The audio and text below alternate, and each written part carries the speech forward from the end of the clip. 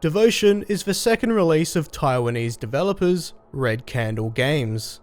Much like their first release Detention, Devotion is also a psychological horror game, and they both take place in Taiwan during a specific decade. Detention was during the 1960s, and Devotion takes place throughout the 1980s. Both also heavily focus on Taiwanese culture and religious beliefs. The main difference between the two is that Detention is a side-scrolling point-and-click, while Devotion is in first person. Like any true, mysterious, and psychological horror game, Devotion starts in a cryptic manner. You go from your normal living room to it being dark and foreboding, and straight away it's obvious that something is wrong. And having to figure out what went wrong and why is what the plot of Devotion revolves around. You play as the father of the family, and you really just try to figure out what happened to your wife and daughter. And with this premise of trying to find your family and the trials and tribulations that you go through in order to do so, pretty quickly made me think of Silent Hill. They share similar themes of you being in search of missing family members and you having to face horrors from your past. And I think it's pretty clear that Devotion did get a fair bit of inspiration from Silent Hill's PT. And that's not just because they're both first-person horror games. Both games revolve around your character finding items, collecting cryptic clues, and solving puzzles. But Devotion and PT also share a similar type of looping mechanic, in the sense that you're always exploring the same building, but every time you progress, something changes. Devotion takes this concept to a whole nother level though. While the majority of the gameplay still takes place in your apartment, it also takes place during 3 different years. You re-explore your home during the years of 1980, 1985 and 1986 in order to figure out what happened. And of course this all happens in your head. This game has a lot of supernatural elements, but they're portrayed in the sense that you're lucid during a nightmare. And this game is one horrifying nightmare indeed. The atmosphere of Devotion is most definitely the scariest part about it. The game has some pretty decent jump scares and some sickening body horror, but the constant unease I felt during the whole game, even during its lighter moments, is something I find hard to recreate during other experiences. This game has some amazing lighting, which I think that and music are probably the most powerful things you can have in a horror game, and Devotion does both of these perfectly. I often felt safer in a quiet, dark room in this horror game than out in the living room, which had some haunting red lights and eyes and a TV which would not stop with its creepy songs and static. And the combination of conventional horror norms and Taiwanese culture ends up making for a more mysterious experience, something that I'm not really too familiar with. There is a lot of other first-person horror games out there that come across as bland and boring, but Devotion's combination of only using jump scares sparingly and at the right time, having actually creepily designed monsters, and a generally discomforting story makes it unique. And you add on the Taiwanese culture and folklore to make it a bit more alien to a Western audience, and it makes for a very engaging and atmospheric horror experience. With a playtime of only 3 to 4 hours long, every minute has something for you to explore, something to learn, figure out what happened to your family, be scared of something. The walls in this game are literally painted with passion. All the art and posters and everything just made for this game makes it feel so much more alive and convincing. You don't want your horror game to be bland or boring, that's the worst thing it could be. They made their own mock TV shows for the game, and when it comes to reading a storybook, you don't just flip through the pages, you actually play it yourself. The developers went above and beyond for making every aspect of this game entertaining and compelling. In most other games, those last 2 examples would have just been afterthoughts, with developers throwing in stock footage or making something in a few minutes, which would make it feel cheap and disconnect you from the experience. The game only has a few voice actors, but every line they deliver is full of passion and is high quality. The game's original soundtrack is full of beautiful ambient folk tracks which just tie you in better to the Asian culture and make everything much more tense.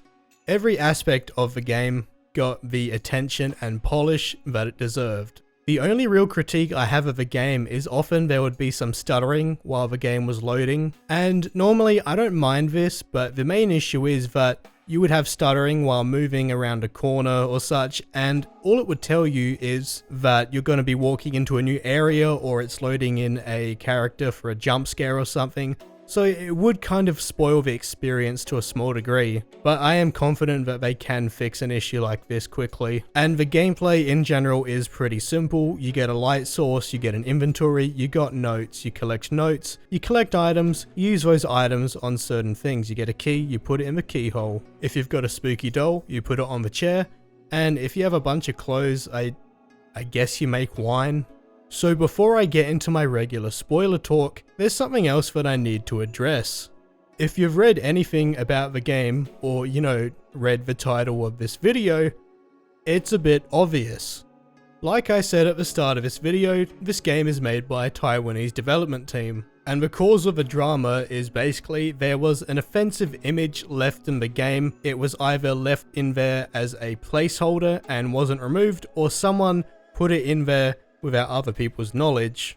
The image basically says that Xi Jinping, the president of China, is Winnie the Pooh and a moron. And if you follow the news, you would be aware that Xi Jinping doesn't like being compared to him, and there have been a lot of moves to ban any references or any media related to Winnie the Pooh in China.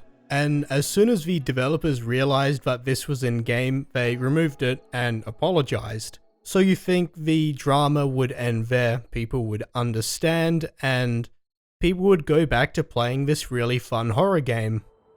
But instead, the game has been getting review bombed over the past few days. On the 23rd of February, the game got over 7,000 negative reviews over the span of a few hours, bringing it from about a 94% positive rating to 40%. And to me, that's just horrible. People just overreacting and being petty to what seems to be just a mistake. And if you go through the game's Steam reviews, there's just negative review after negative review, being furious that they dared insult China and their president.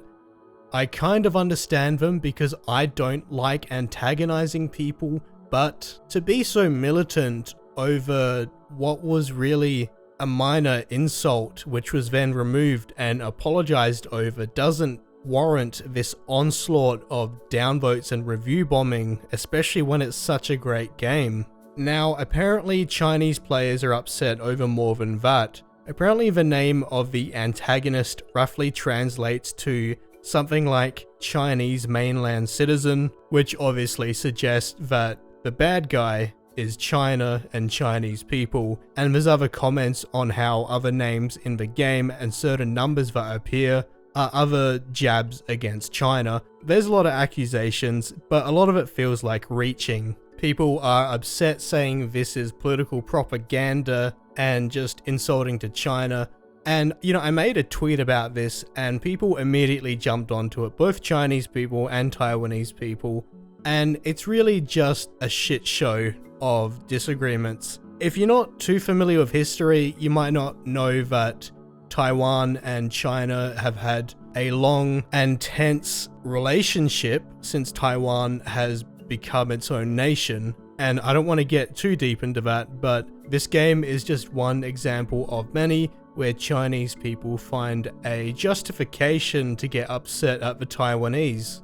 Some of the references to China might be coincidental, some might be accidental, and some might be they're intended as metaphorical. What's the problem with that? Other countries and political leaders get insulted and criticized all the time. It's just that Chinese citizens are upset that they're being the target, and especially because it came from Taiwan. And after these references were realized, talking about the game has kind of been banned in China. China kind of does that thing, it's not really a fan of free speech. I don't even know if people in China can watch this video on YouTube without a VPN. But you know, I know there's gonna be probably a lot of dislikes, probably a lot of discussion, tense discussion in the comments, and I'm fine with that. In conclusion, don't review bomb games. It's petty and dumb. And also, try not to get offended. I've had my country and Prime Minister insulted, although I don't really give a shit. You know, Prime Minister Scott Morrison, he's okay, he's better than some other people, but he can also be a bit of a dog cunt sometimes. There, I said it, my social credit didn't go down, I didn't get arrested because I don't live in China. Hey, let's talk about spoilers. Spoiler warning, if you don't want this game spoiled, it has a really good story, skip to the time on the screen. So you play as the father, you have your wife, and you have your daughter. Your wife used to be a famous actor and singer, and you are a screenwriter, although you seem to be having a harsh time.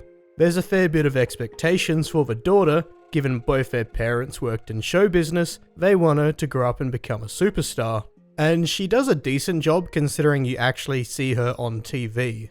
But family life isn't going so well. It's been a long time since you've sold a script. And your once superstar wife is now just a mother. She has no job and she ends up borrowing money from her parents. And this obviously results in a lot of tension at home. The father is no longer able to provide. His wife goes back to entertainment in order to raise money for the family, but the father feels undermined by this. And the daughter, Mei Xin, is already under a lot of stress from not only trying to become a child superstar, but also trying to do well at school. Combine this with the hostile home life of her parents constantly arguing, results in her falling ill. And you, as her father, fixate on trying to cure her. And this is what leads into the darker elements of the game's story.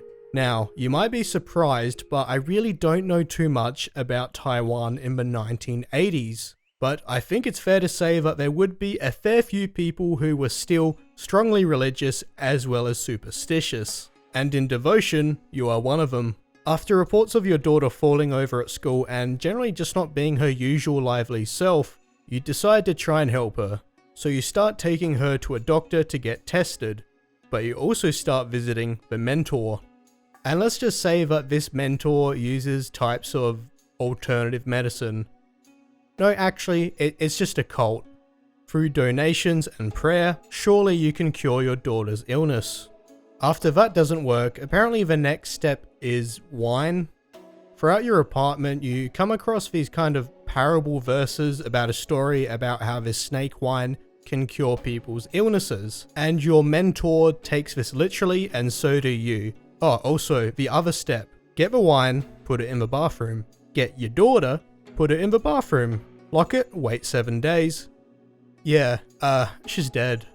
The game itself then takes place right up until you check your bathroom, which I guess explains why you rarely actually go to it as you explore your memories. So that is the general gist of the plot. It's pretty short because the game is short, but there is a bit more depth to it, so I would like to discuss some of the main themes. The game is called Devotion because of the devotion of each family member. There's the father's devotion, where he obsesses over his daughter's health and tries his hardest to make her become a superstar. There's the mother's devotion, her attempt to keep the family together and afloat during tough times. And then there is the daughter's devotion, her striving to become a famous entertainer like her mother was and her father expects her to be. Throughout the game, your wife is depicted as a monster, constantly chasing you and trying to stop you. And that's because you perceive her as the antagonist. She's trying to stop you from taking your daughter to see the mentor, and doesn't believe that you can provide for the family. Your daughter is constantly depicted by a doll. And I feel this is to show how she has been dehumanized, because you're primarily focused on her becoming a successful singer like her mother rather than caring for her like a parent. A lot more can be discussed in regards to this game's relation to Taiwanese culture and folklore, but I feel I've covered the most important parts of the game in this review. And honestly, I would recommend Devotion. I'm not the biggest fan of the horror genre, but this game was short and sweet. The story was interesting, the game was constantly atmospheric, and of course, it was scary. The biggest point of contention on whether you want to buy the game or not is the cost to hour ratio. I think $20 is a decent price for such a polished and well presented horror experience, but I know not everyone will agree. So if you're not yet fully convinced, I recommend waiting for a sale. Or you could try out Detention, their first game, because it is cheaper. I forgot to mention, that game also got review bombed because it was made by the same developers, but it has no comments regarding China at all. Anyways, I hope you enjoyed the review, and I will see you next time.